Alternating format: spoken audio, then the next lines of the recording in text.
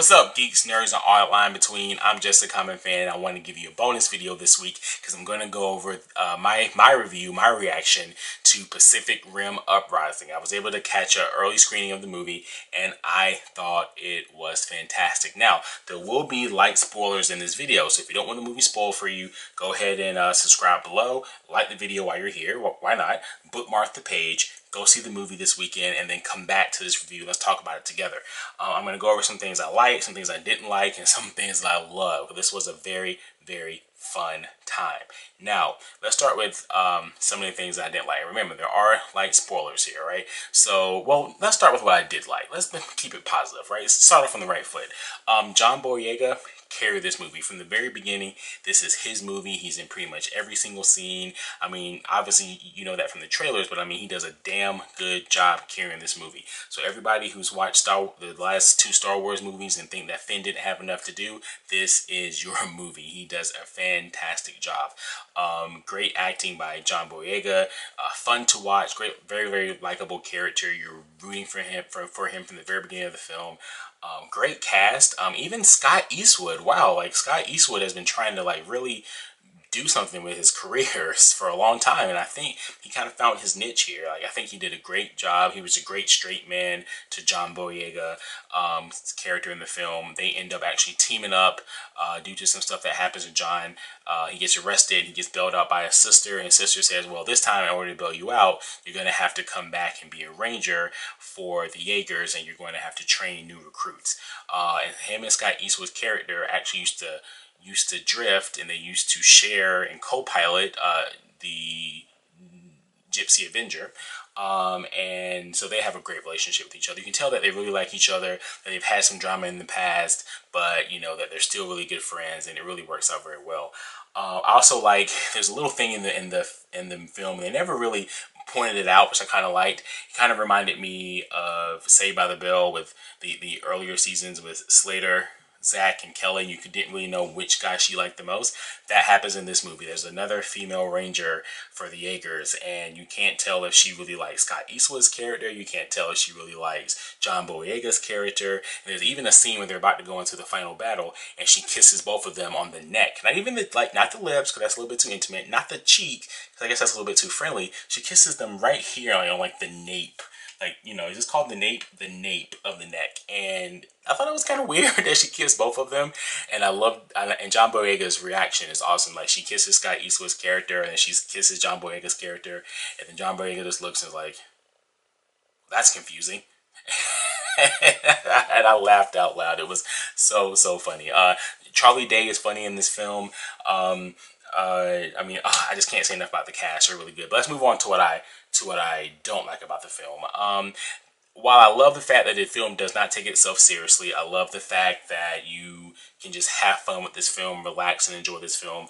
I did not like the fact that there's a major death. So again, there are spoilers here. If you do not want this spoiled, you need to move on. But John Boyega's sister, who is his adoptive sister in the film, again, I can't remember the name of the actress, but she's his adopted sister. She's the one that bails him out of jail and gets him to be a ranger again and help train these new recruits. She dies in the film, and you don't really get to know her character that well, but you do get to really feel the closeness that they have as brother and sister. And she dies, and it's a very emotional moment. John Boyega's crying. You know, the audience was crying. You know, there were people that were legit getting emotional. And then the very next scene, he's just kind of over it. Like, he acknowledges it, and he goes and pays his respects to her, and then he's like, okay, well, that's over, and I'm moving on. And I guess, in a way, that's not bad, because, you know, they didn't want to make this into, like, a 2-series of a movie, but I feel like, you know, that's the death of his sister. They kind of should have dwelled on that a little bit more. But honestly, that was actually my only gripe. I mean, of course, there were some plot holes and story holes here and there, but again, I was there to see monsters fight robots, and they did not disappoint. There is so much monster robot fighting action in this movie. And what's great is that the scenes actually take place during the daytime, and you can actually tell what's going on. I'm looking at you, Michael Bay's Transformers. You remember how many times you would watch Transformers and there would be so many battles and you couldn't really tell who was fighting who and what was fighting what? This film, not the case. There's a bunch of wide shots, great choreography. Each one of the Jaegers have their own fighting style, their own personality, and they just kick ass. I mean, the fight scenes are so good, so well done. You always know what's going on. It keeps you on the edge of your seats, and it's extremely thrilling. This is definitely a film you want to see in Marvel's IMAX theater. That's the IMAX theater in my area. This is definitely a movie you want to see in IMAX, okay? In an actual IMAX, okay? Now, if you have a local theater that just has an IMAX screen, you don't want that. If you really like movies, travel to your nearest standalone IMAX theater and get the entire IMAX experience. I didn't have that experience watching this film. We actually watched it in just a normal theater. But yeah, you definitely want to see this movie in IMAX. So yeah, that's my reaction review type video thing, one take on Pacific Rim. I thought it was great. You guys are going to love it. Again, go into it just expecting to see monsters fighting robots and just a bunch of ass kicking, and you will love it. And oh, there's one more thing. There was a character in the film. Okay, this is live, right? I mean, not live. This is one take, possibly. I may cut some stuff out. I may have to cut this out. But I want to name the character in the film because there's a girl in the film who does really well, and she has an awesome robot that she built herself. Her name is Amara Namani.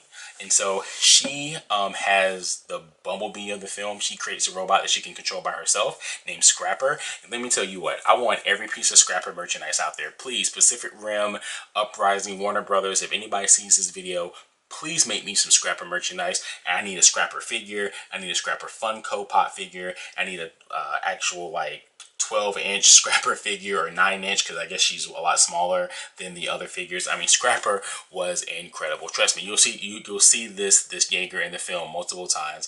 And what's great about her is that you can tell that Scrapper is definitely the Bumblebee of this franchise, possibly, but they use Scrapper very sparingly. And so I really hope they continue to do that throughout. But oh my gosh, I love Scrapper. And Amara is just this tough, badass, scrappy kid living on the streets by herself, trying to survive.